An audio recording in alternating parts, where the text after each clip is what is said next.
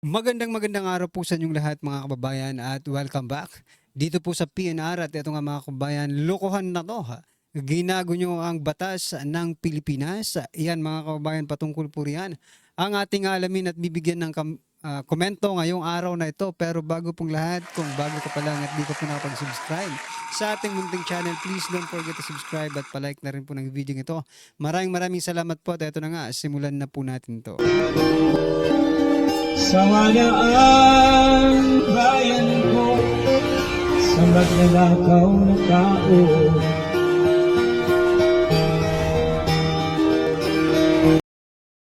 So yan mga kababayan, bago po natin muling i-play ang video ito, pasadahan po muna natin ang mga nagte-trending na mga balita dito po sa mundo ng social media.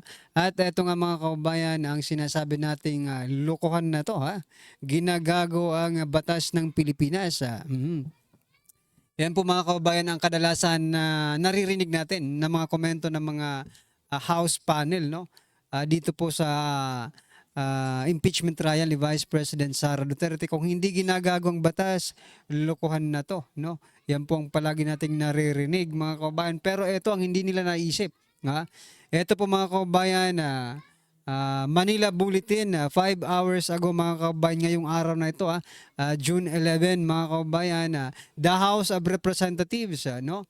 Ito po, House doubles down on Quadcom's recommendation to file criminal raps versus Duterte.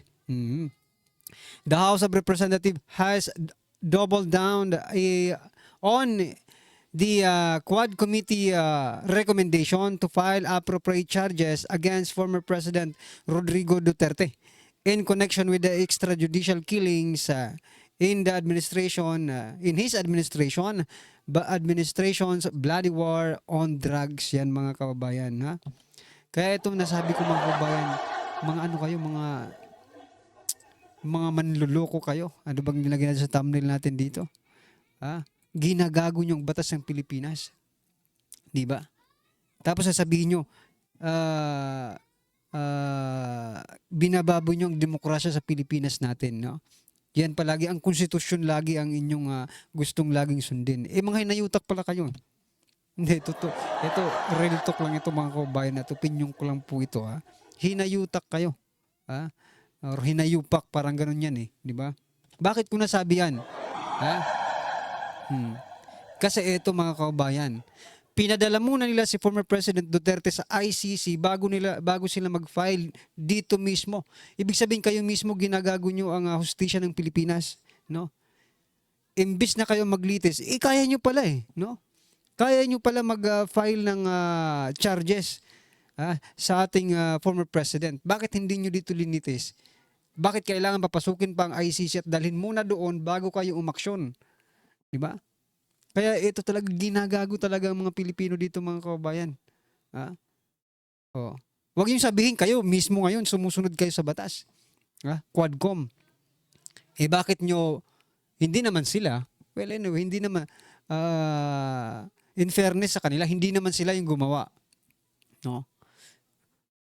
Sino bang nag-utos kay Torre? Yun ang tanong doon Sinong nag-utos kay Torre para ipadala si former President Duterte doon sa ibang bansa? Bago pa man siya litisin dito sa ating bansa. At eto ngayon yun, mga kababayan. Itong mga charges na ipa-file ng Quadcom against former President Duterte. Kaya bigla akong naisip, linuloko nyo ba ang Pilipinas? Linuloko nyo ba ang taong bayan? Bakit?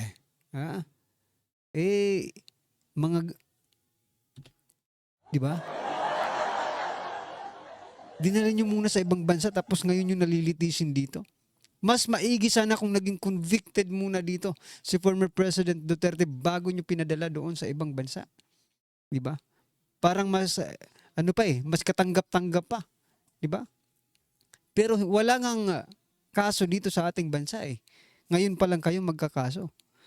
Ay nako, anong klaseng mga utak ang meron mga ito mga kabayan, diba?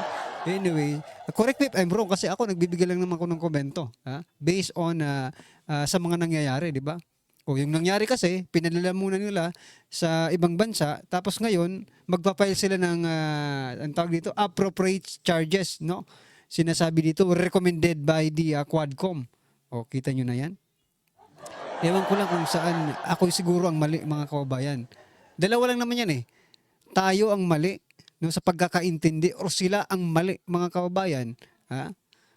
Pero sa palagay ko, based on what the experts said, di ba? Yung mga kababayan natin, mga experts sa batas, sabi illegal daw ang aresto kay former President Duterte. So meaning, tama tayo mga kababayan. At nilabag nga nilang batas, ngayon lang sila action. Anyway, nagigigil tayo mga kababayan.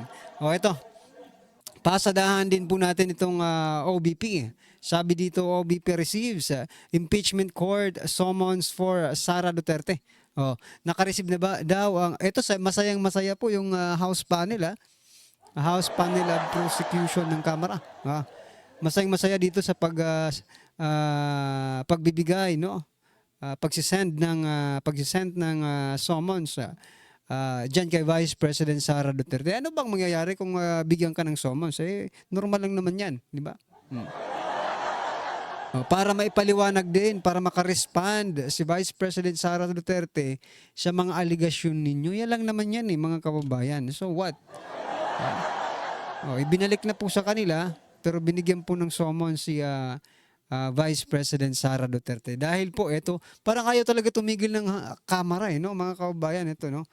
Ay nako, ito makasaysayan mga kababayan. Pagbabalik ng articles of impeachment sa Kamara, pinabasbasan sa holy water. Anong nangyayari sa inyo? Anong connection nito? Ibig sa nako talaga sino kaya ang pare na nagbasbas naman dito sa impeachment article of impeachment na ito?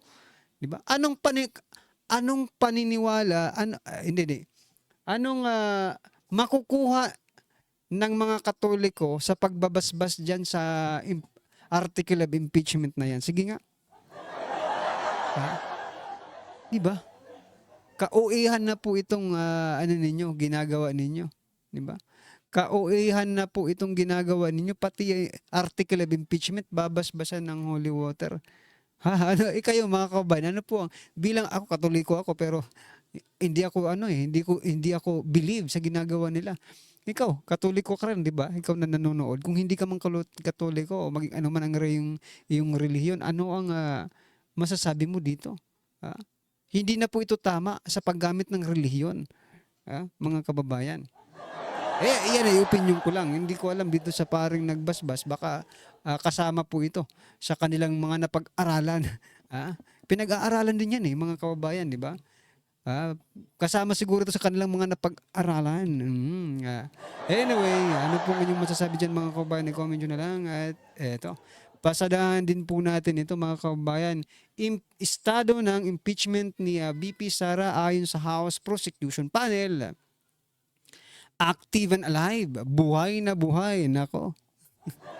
Ibinalik na nga sa kanila dahil wala ng oras mga kababayan. Buhay na buhay para sa kanila. Mga high siguro ito. High ba kayo? No? Iginit ni House Prosecution Panel natuloy pa rin ang impeachment ni Vice President Sara Duterte kahit na nagkaroon ng pagbabalik sa kanila ng articles of impeachment. Saan nyo yan Saan nyo lilitisin si Vice President Sara Duterte At pag-i-issue ng writ of summons sa kampo ng pangalawang Pangulo sa atas ng Senate Impeachment Court. Yan. Sinabi ni Senate President Chis Cordero na kansilado na muna ang nakatakda sanang pagbasa sa article of impeachment ngayong Merkules. Yan mga kababayan. Talagang hindi nawawala ng pag-asa sa bagay. Talagang magandang magandang katangian ng mga Pilipino ang hindi mawalan ng pag-asa. Pero itong mga ito dapat ito sa bagay sige lang. Para bloodbath talaga mga kababayan ang mangyari diyan, okay?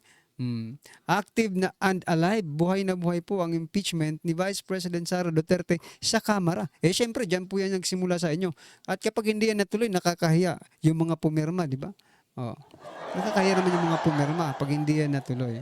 Ano po ang inyong masasabi dito sa kanilang active and alive, buhay na buhay, ang kanilang mga diwa, high sigurong mga ito. Ito mga kababayan, si Chua. Bigyan po natin ng reaksyon itong sasabihin ni Chua dito po sa kanyang ambush interview yata ito. Parang hinaharang nila ang demokrasya. Etong demokrasya, no? Dito sa ating bansa.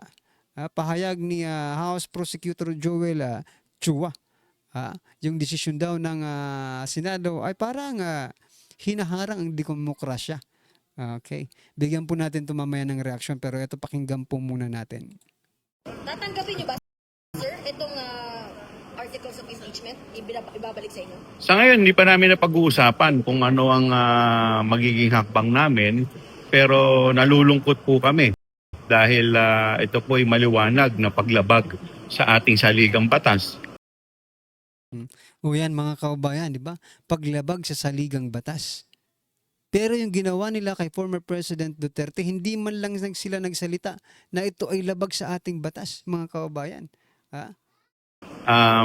Dahil wala naman po sa mandato ng mga senador ang mag-file at mag-desisyon sa ganitong klaseng mga motion.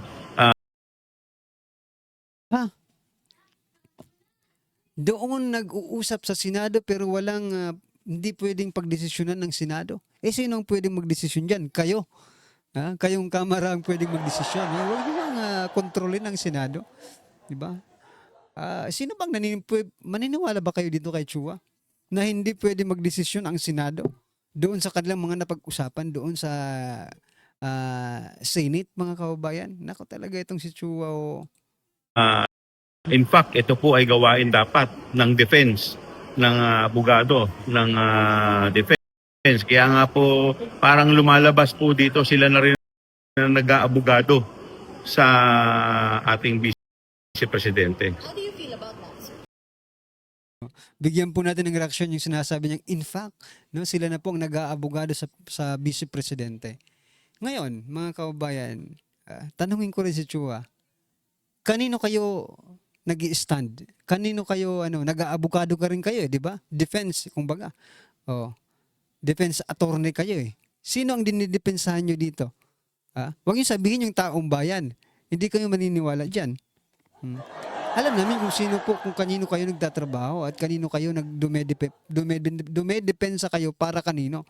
Siyempre para kay Tambaluslos dahil po sa kanyang pag-aambisyon na maging vice presidente. Na maging presidente sa 2028. Kasi po mga kababayan, doon po sa mga hindi pa nakakaalam, although tinakil na po ito ng ibang mga vloggers, mga karibin natin, at doon ko rin po sa kanila narinig, at maging sa mainstream media, no, hindi pa ako nakarinig pala sa mainstream media. Nakarinig na rin tayo sa kay Ed Langaw, hindi, sa yan, Ed Lingaw, yan mga kababayan. No? Sabi niya po kapag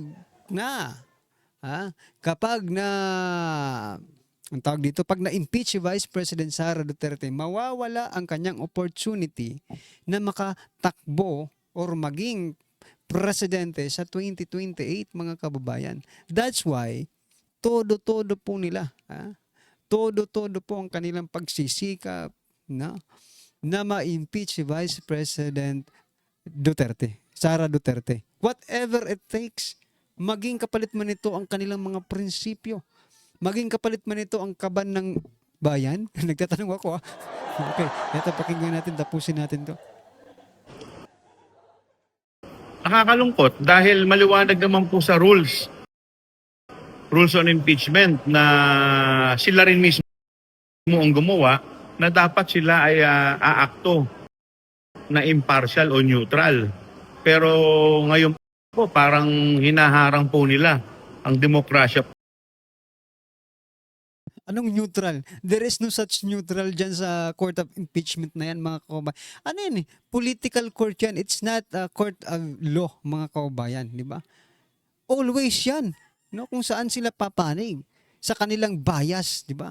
O kung kanino sila leaning. Kung kanino, tawag dito, yung kanilang katapatan. Di ba? Kung tapat sila dito, dyan sila mag-stay.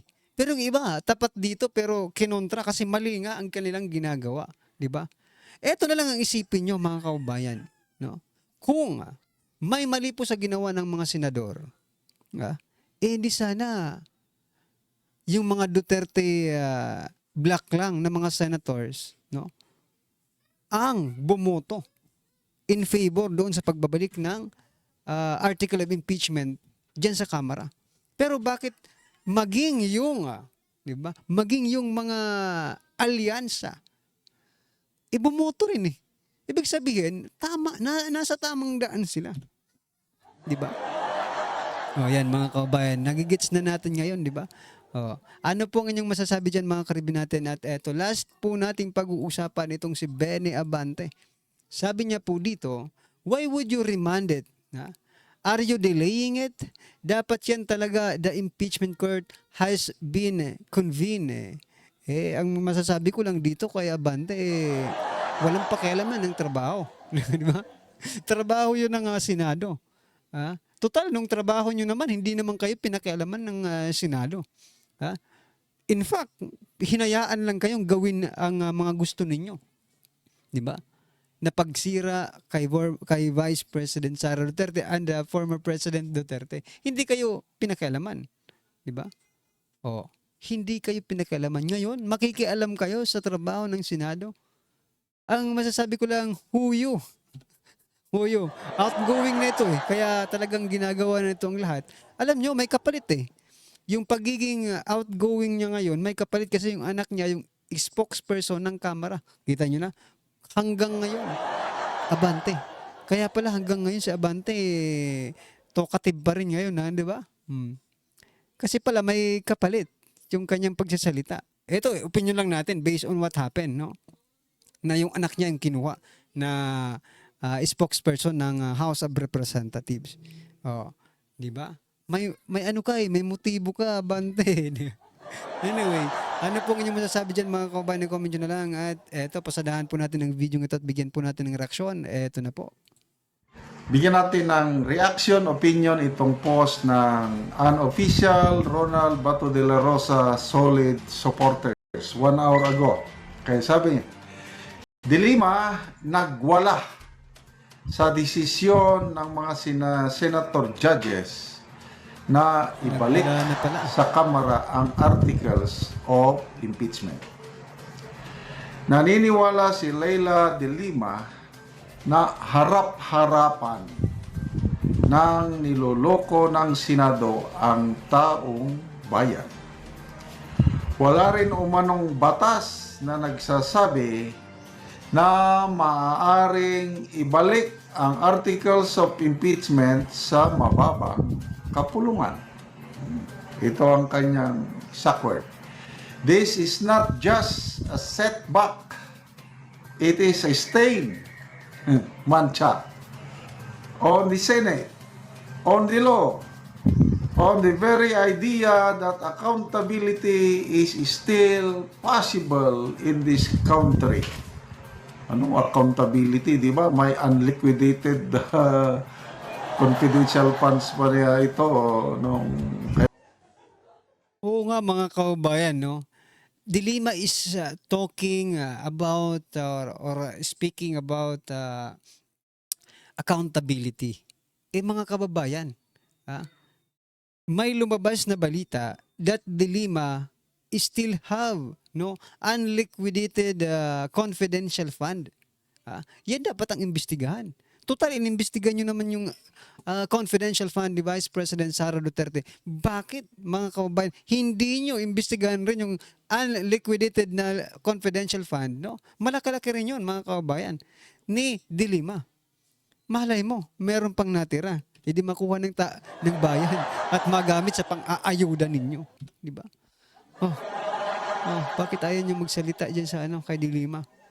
Yan na nga yung sinasabi natin. Pagdating sa Duterte, there is always paglabag sa batas. Teka lang ha.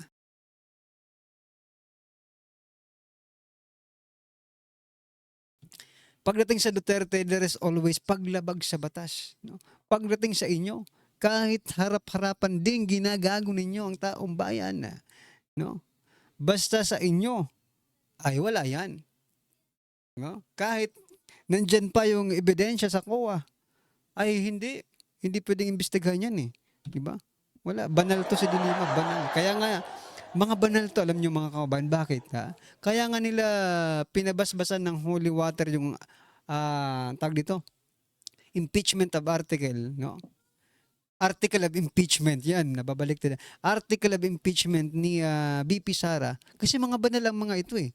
Maybe they're thinking that the Lord will guide them. Pinabasbasan ninyo. Ngayon, kung ano man ang mangyari diyan sa impeachment of article na yan, article of impeachment na yan, yan po ay tag dito, si Lord na po ang nagsasabi niyan. Tingnan natin kung pumabor sa inyo, edi good. Pag pumabor po yan kay Vice President Sara Duterte, yung magiging magiging resulta. Dito po natin masasabi, maging ang Diyos ay mga galit sa inyo. Kasi ginagamit nyo, pasensya na po mga kabayan if nagagamit ko po yung word na Lord at Diyos dito po sa ating vlog ngayon. Kasi mismong sila no? Mismong sila, ginagamit nila ang Lord at Panginoon sa kanilang mga ginagawa. Diba? Anyway, ano pong inyong masasabi dyan mga kabayan? Comment nyo naman po at maraming salamat po. Please don't forget to like the video. Maraming salamat po. Sawa na ang bayan ko sa magnanakaw na tao.